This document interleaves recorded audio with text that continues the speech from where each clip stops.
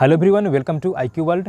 दोस्तों, आज का वीडियो काफ़ी इंपॉर्टेंट होने वाला है क्योंकि दोस्तों इस वीडियो में आज हम लोग बात करेंगे कि BSSC थर्ड CGL के लिए साइंस के लिए कौन कौन से टॉपिक आपको पढ़ने चाहिए। अभी आपको 30 दिन से भी कम समय बचे हुए हैं, तो इस 30 दिन से कम समय में तैयारी करने के लिए साइंस में 25 में से कम 20 प्लस सही करने के लिए आपको कौन कौन से टॉपिक पर ज़्यादा ध्यान देने की ज़रूरत है, उसी टॉपिक पर आज हम लोग बात करने वाले हैं। तो दोस्तों, सबसे पहले तो मैं आपका 2 मिनट समय लूँगा। 2 मिनट समय इसके लिए लूँगा क्योंकि आपको मैं एक बार रिकॉल करा दूँगा कि BSSC जो थर्ड CGL है उसके प्रीलिम्स एग्ज़ाम यानी प्रारंभिक परीक्षा में कौन कौन से टॉपिक से कितने क्वेश्चंस पूछे जाएंगे। यानी कि जो परीक्षा का जो पैटर्न है वो मैं आज आपको एक बार रिकॉल करा देता हूँ। देखिए, टोटल 150 क्वेश्चन होंगे, एक क्वेश्चन 4 नंबर के होंगे, यानी टोटल 600 मार्क्स के एग्ज़ाम होंगे। ठीक, उसके बाद आपका जो है 150 क्वेश्चन में 75 क्वेश्चंस जो हैं वो आपको साइंस और जीके से रहेंगे। जनरल साइंस और जनरल जो नॉलेज है उससे क्वेश्चन रहेंगे 150 क्वेश्चन, और बाकी 75 क्वेश्चन, और बाकी 75 क्वेश्चन जो है वो रहेंगे मैथ और रीजनिंग से। देखिए, 75 क्वेश्चन जो जीके और साइंस से रहेंगे उसमें 50 क्वेश्चंस जीके से रहेंगे, जिसमें कि हिस्ट्री, पॉलिटी, ज्योग्राफी, उसके बाद इकोनॉमिक्स, और भी जो सेक्शन बच गए सारे सेक्शन से क्वेश्चन रहेंगे, करंट अफेयर रहेंगे। और जो 25 क्वेश्चन जो बच गए, 25 क्वेश्चन में आपके फिजिक्स, केमिस्ट्री और बायोलॉजी से क्वेश्चन रहेंगे। थोड़ा थोड़ा उसमें इन्वायरमेंट भी ऐड कर दिया जाएगा, 1-2 क्वेश्चन उसमें डाल सकता है, लेकिन मेन रूप से आपका फिजिक्स, केमिस्ट्री और बायोलॉजी से, वो भी 10th standard physics, chemistry, biology से क्वेश्चन रहते हैं। और 75 क्वेश्चन जो मैथ और रीजनिंग से आएंगे, तो मैथ इसमें 25 रहेंगे। 25 मैथ में केवल आपका अर्थमेटिक आपका रहेगा। ठीक है, एडवांस मैथ इसमें नहीं रहता है, अर्थमेटिक रहेगा। हल्का फुल्का क्वेश्चन ट्रिगोनोमेट्री से या एक दो क्वेश्चन अलजेब्रा से इसमें डाल सकता है, क्योंकि मैंने BSSC इंटर लेवल का जो मेंस एग्ज़ाम दिया था उसमें कुछ क्वेश्चंस अलजेब्रा के भी डाले हुए थे, तो आपको अलजेब्रा भी इग्नोर नहीं करना है, अलजेब्रा को भी लेके चलना है। ऊपर क्वेश्चन रहते हैं अलजेब्रा के, ज़्यादा डीपली नहीं जाएगा, लेकिन ऊपर का क्वेश्चन सभी अलजेब्रा का रह सकता है, 1-2 क्वेश्चन। ठीक है, और जो रीजनिंग के क्वेश्चन है, रीजनिंग क्वेश्चन भी काफ़ी आसान होते हैं, ज़्यादा भारी टफ नहीं होता है, बैंकिंग लेवल के क्वेश्चन नहीं होते हैं इसमें।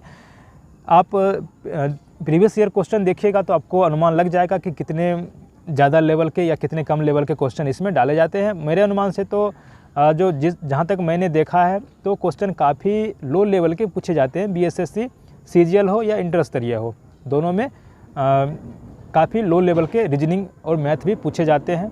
ठीक है, जीके थोड़ा सा ठीक रहता है, लेकिन तो भी वो जीके भी लूसेंट टाइप रहता है। लूसेंट SPD अगर आप पढ़ लेते हैं और क्वेश्चन में 1-2 बार पढ़ लेते हैं तो आपका अधिक से अधिक क्वेश्चन जो है सो जीके का सॉल्व हो जाएगा। अब बात करेंगे मेन रूप से कि साइंस के लिए क्या करना चाहिए। देखिए दोस्तों, अभी आपका 1 महीना से भी कम समय बचा हुआ है। अब आपको ज़्यादा टाइम रिवीजन पे देना चाहिए।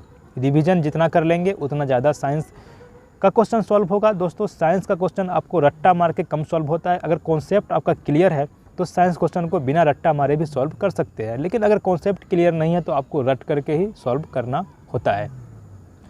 तो देखिए, साइंस के क्वेश्चन में आपको फिजिक्स, केमिस्ट्री और बायोलॉजी से क्वेश्चन आते हैं, और सारे मैट्रिक लेवल के क्वेश्चन होते हैं, ज़्यादा हार्ड नहीं होते हैं, एकदम आसान क्वेश्चन रहते हैं। बस आपको लगता होगा क्वेश्चन देखने के बाद कि ये क्वेश्चन तो पढ़ा हुआ है लेकिन सॉल्व नहीं होता है। तो देखिए, मैं आपको कुछ मेन टॉपिक आज आपको बताने वाला हूँ। आप ये मत कहना कि मैं लिख के बता दूँ, मैं आपको बोल देता हूँ, आप लोग थोड़ा सा मेहनत करके इसको लिख लीजिएगा। ठीक है, या नहीं तो अब लूसेंट अगर आपके पास है तो लूसेंट उल्टा करके जो मैं टॉपिक बता रहा हूँ उसमें आपको क्या करना है, टिक लगा लेना है। लूसेंट है तो आप उल्टा लीजिए। और फिजिक्स देखिए, सबसे पहले हम लोग फिजिक्स का बात करेंगे। तो फिजिक्स में देखिए, आपको 2 नंबर चैप्टर है गति को आपको अच्छे ढंग से समझ करके पढ़ लेना है। गति से प्रीवियस ईयर क्वेश्चन देखिएगा, गति से BPSC में क्वेश्चन पूछा जा रहा है, दरोगा में क्वेश्चन पूछा जा रहा है, और BSSC में क्वेश्चन पूछा गया है। तो गति से काफ़ी क्वेश्चन पूछे जा रहे हैं। कार्य, ऊर्जा और शक्ति आपको ध्यान देके पढ़ना है, सिंसियरली पढ़ना है। कार्य ऊर्जा शक्ति से बहुत सारे क्वेश्चन आपको देखने को मिलेंगे। मैंने फर्स्ट चैप्टर जो मात्रक है वो इसलिए नहीं बताया क्योंकि दोस्तों मात्रक जो है सो आपको याद नहीं होगा, कितना याद कर लीजिए, याद नहीं होगा। आप जैसे ही सारे चैप्टर पर गति पढ़ेंगे, कार्य ऊर्जा शक्ति पढ़ेंगे, गुरुत्वाकर्षण पढ़ेंगे, दाब पढ़ेंगे, तो आपको सबका मात्रक धीरे धीरे करके अपने आप याद होते जाएगा। आप चाहिएगा कि हम मात्रक पढ़ के सारे मात्रक को याद कर ले, तो वो नहीं होने वाला है। मैंने क्या बताया, गति को आपको पढ़ लेना है फिजिक्स में, कार्य ऊर्जा और शक्ति को अच्छे ढंग से समझ करके पढ़ना है। और एक चीज़ मैं और बता दूं कि मेरे चैनल पे प्लेलिस्ट बना हुआ है फिजिक्स, केमिस्ट्री, लूसेंट, सामान्य विज्ञान का, ठीक है। सारे वीडियो मैंने बना रखे हैं, आप लोग उसमें जा कर के देख सकते हैं। मैंने लूसेंट सामान्य विज्ञान को काफ़ी अच्छे ढंग से बताया है। उसमें आपको एक बार देखने के बाद एक एक पॉइंट उसमें से आपको समझ में आ जाएगा, ठीक है। तो आप लोग उसको भी प्रेफर कर सकते हैं। लगभग 60-70 वीडियो होगा, आप लोग डेली 2-2 वीडियो देखिएगा तो आपका आराम से 30 दिन में एक बार पूरा आराम से हो जाएगा। गति पढ़ लीजिए, कार्य ऊर्जा शक्ति पढ़ लीजिए, उसके बाद आप दाब पढ़ लीजिए, ठीक है। दाब पढ़ लीजिए, दाब से प्रीवियस ईयर देखिएगा तो काफ़ी ज़्यादा क्वेश्चन पूछे जा रहे हैं, ठीक है। उसके बाद आप तरंग पढ़ लीजिएगा, तरंग में ध्वनि तरंग अलग से दिया हुआ है, तो तरंग आप 100% पढ़ ही लीजिएगा, ठीक है। प्रकाश, ठीक है, प्रकाश पढ़ लीजिएगा, विद्युत धारा पढ़ लीजिएगा, ठीक है। विद्युत धारा पढ़िएगा तो स्थिर विद्युत आपको पढ़ना ही होगा। परमाणु भौतिकी, रेडियो सक्रियता और नाभिकीय विखंडन और संलयन पढ़ लीजिएगा। आपको ब्रह्मांड फिजिक्स से नहीं पढ़ना है। आप अगर ज्योग्राफी पढ़े हुए हैं तो आपका ब्रह्मांड ऑलरेडी क्लियर होगा, ठीक है। और रेडियो सक्रियता भी आप चाहे तो छोड़ सकते हैं यहाँ से। अगर आप रेडियो सक्रियता यहाँ पढ़ लेते हैं फिजिक्स में, तो आपको केमिस्ट्री में जो रेडियो सक्रियता आएगा, परमाणु संरचना में जो रेडियो सक्रियता आता है, उसको आप छोड़ सकते हैं। लेकिन आप अगर फिजिक्स में छोड़ दीजिएगा तो केमिस्ट्री में पढ़ लीजिएगा, दोनों रेडियो सक्रियता सेम है। तो मैंने फिजिक्स में क्या क्या बताया, गति, कार्य ऊर्जा शक्ति, दाब, उसके बाद आपको तरंग पढ़ना है, ध्वनि तरंग पढ़ना है, प्रकाश पढ़ना है, विद्युत धारा पढ़ना है और परमाणु भौतिकी पढ़ना है, नाभिकीय विखंडन और संलयन पढ़ना है। आप रेडियो सक्रियता छोड़ दीजिए फिजिक्स से, वो आपको नहीं पढ़ना है। तो कितने चैप्टर हो गए, 1 2 3 4 5 6 7 8 9 चैप्टर। टोटल 21 चैप्टर में से मैंने छाट करके आपको 9 चैप्टर बताए हैं। उस 9 चैप्टर को आप कर लीजिए, आपका अच्छा खासा फिजिक्स का क्वेश्चन सॉल्व हो जाएगा। अब आते हैं केमिस्ट्री यानी रसायन विज्ञान पे।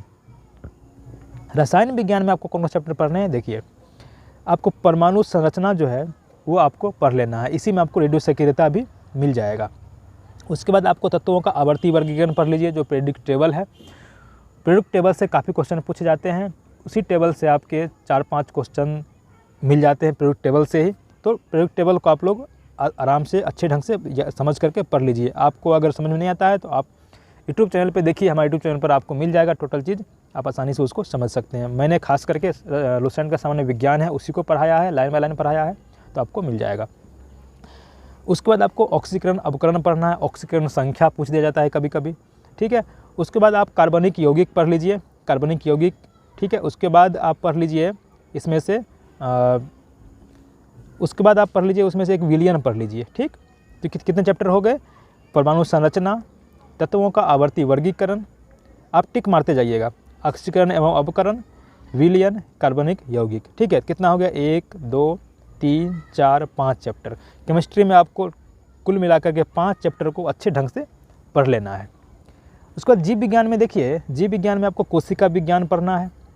कोशिका विज्ञान आपको 100% पढ़ना है। कोशिका विज्ञान से काफ़ी ज़्यादा मात्रा में क्वेश्चन पूछे जाते हैं। उसके बाद अनुवांशिकी पढ़ लीजिए। उसके बाद आप पढ़ लीजिए प्राणी विज्ञान, ठीक है। प्राणी विज्ञान, मानव शरीर का तंत्र, जैसे कि श्वसन तंत्र हो गया, उत्सर्जन तंत्र हो गया, पाचन तंत्र, कंकाल तंत्र, तो जितने भी तंत्र हैं मानव के शरीर के तंत्र, सबको आपको पढ़ना है, ठीक। मानव रोग पढ़ लीजिए, मानव में कितने प्रकार के रोग होते हैं ये सब पढ़ लीजिए। और उसके बाद आपको क्या पढ़ना है, अवास्तविक और वास्तविक मछलियाँ। कभी कभी पूछ लिया जाता है कि स्टार फिश, डॉग फिश मछली है कि नहीं है, ये सब पूछा जाता है। मानव शरीर के महत्वपूर्ण तथ्य जो है वो पढ़ लीजिए। तो बायोलॉजी में कितने चैप्टर पढ़ने हैं आपको, 1 2, यानी कोशिका विज्ञान, अनुवांशिकी, प्राणी विज्ञान, मानव शरीर के तंत्र, मानव रोग और अवास्तविक मछलियाँ, वास्तविक मछलियाँ और मानव शरीर के महत्वपूर्ण तथ्य, यानी कि 1 2 3 4 5 6 7 8 चैप्टर जो है सो पढ़ना है आपको जीव विज्ञान में। भौतिकी में कुल मिला के 21 चैप्टर दिया हुआ है, जिसमें से आपको 9 चैप्टर पढ़ना है। केमिस्ट्री में 16 चैप्टर दिया हुआ है, तो इसमें आपको कितना पढ़ना था, 1 2 3 4 5 चैप्टर पढ़ना है। और जीव विज्ञान में टोटल 18 चैप्टर दिए हुए हैं, तो इसमें से आपको कितने चैप्टर पढ़ने थे? टोटल 8 चैप्टर पढ़ने थे। तो मैंने आपको बता दिया कि किस में से कितना चैप्टर पढ़ना है और कौन कौन से चैप्टर पर आपको ज़्यादा ध्यान देना चाहिए। अगर आप पूरा पढ़े हुए हैं तो पूरा रिवाइज कर लीजिए, ये तो काफ़ी बेस्ट रहेगा। लेकिन आप अगर नहीं पढ़े हुए हैं तो आपको अभी जो है सो 1 महीना में कौन कौन से टॉपिक पढ़ने चाहिए, ये मैंने आपको बता दिया है। तो उम्मीद करता हूँ कि आज का वीडियो आप लोगों के लिए काफ़ी हेल्पफुल हुआ होगा। दोस्तों, अगर वीडियो पसंद आए तो चैनल को सब्सक्राइब करके वीडियो को लाइक और शेयर जरूर कर दीजिएगा, क्योंकि मैं भी CGL का एस्पायरेंट हूँ, मुझे भी क्या क्या पढ़ना रहता है मैं अपने अनुसार आपको ज़रूर बताता हूँ। ठीक है, bye bye, take care, best of luck.